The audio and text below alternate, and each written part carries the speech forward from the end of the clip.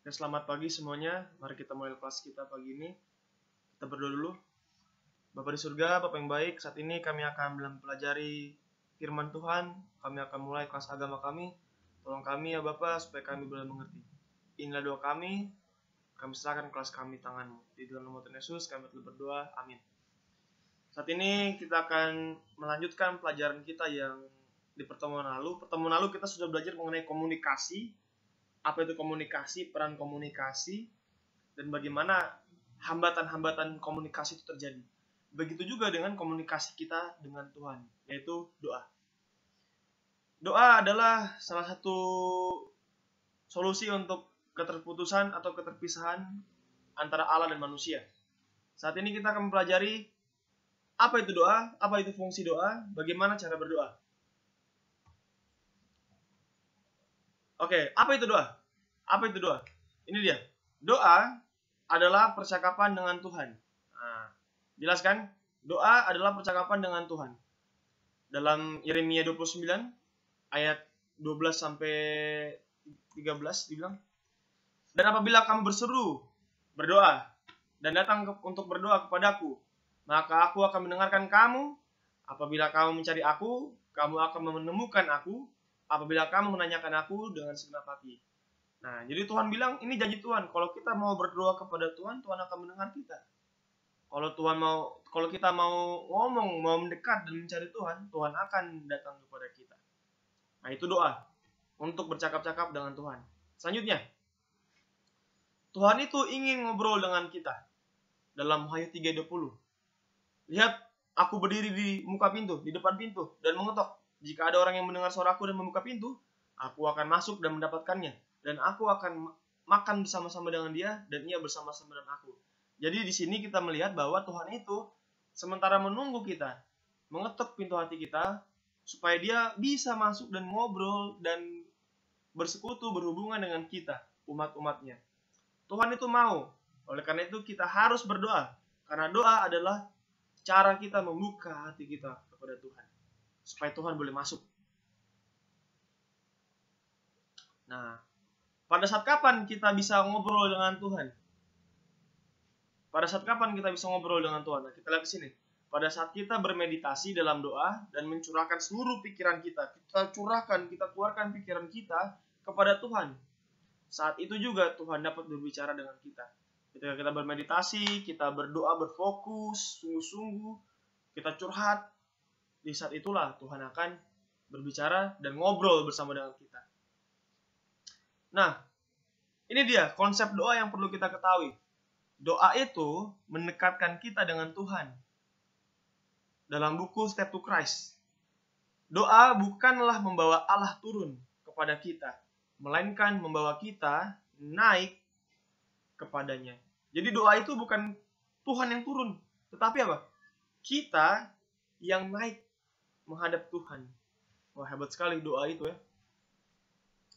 Nah, makanya Yakobus 4 ayat 8 bilang apa? Mendekatlah kepada Allah dan ia akan mendekat kepadamu. Dekat kepada Allah, maka Tuhan akan dekat kepada kita. Berdoa tanpa berkesudahan. Bagaimana caranya berdoa tanpa berkesudahan, tanpa berkeputusan, terus menerus? Dalam 1 Tesalonika 5 ayat 17, ini ayat paling pendek di Alkitab. Cuman 2 kata, tetaplah berdoa. Bagaimana caranya supaya kita bisa berdoa tanpa berkesudahan? Bagaimana caranya supaya kita berdoa nggak berhenti-berhenti? Bukan yang berjam-jam, 24 jam berdoa, tidak.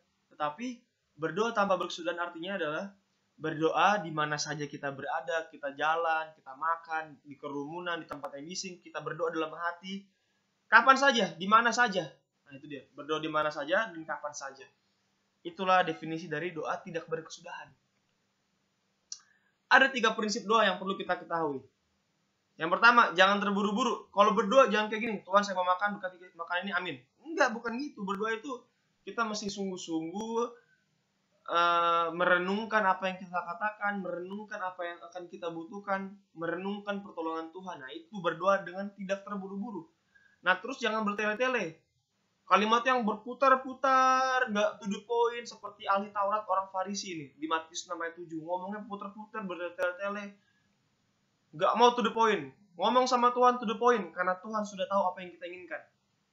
Yang ketiga, doa tidak terbatas. Maksudnya adalah tidak ada doa yang terlalu kecil dan tidak ada doa yang terlalu besar untuk Tuhan jawab. Doa segala macam doa, doakan. Segala macam kebutuhan kita, doakan.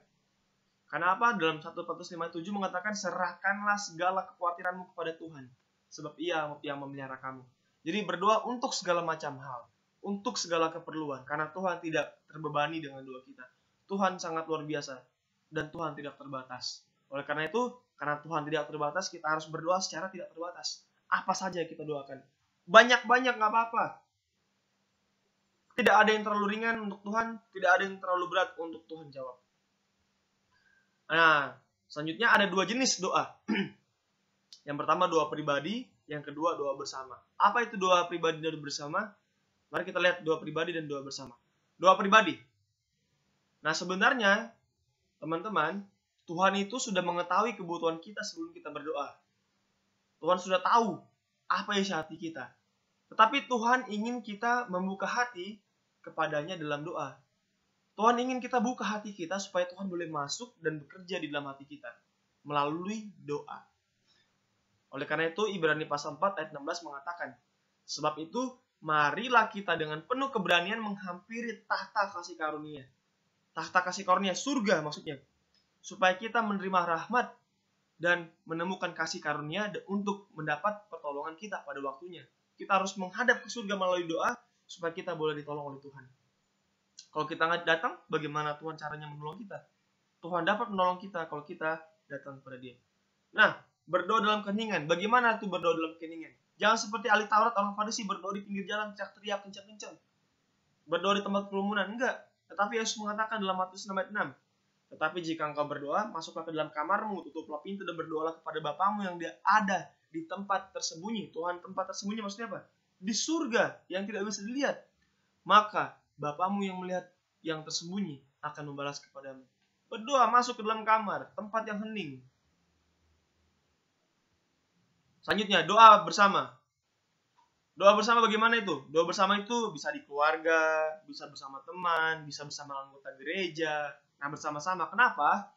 Karena ini menjalin kebersamaan kita. Ini akan menjalin rasa saling memiliki, rasa untuk menolong satu sama lain melalui doa bersama-sama.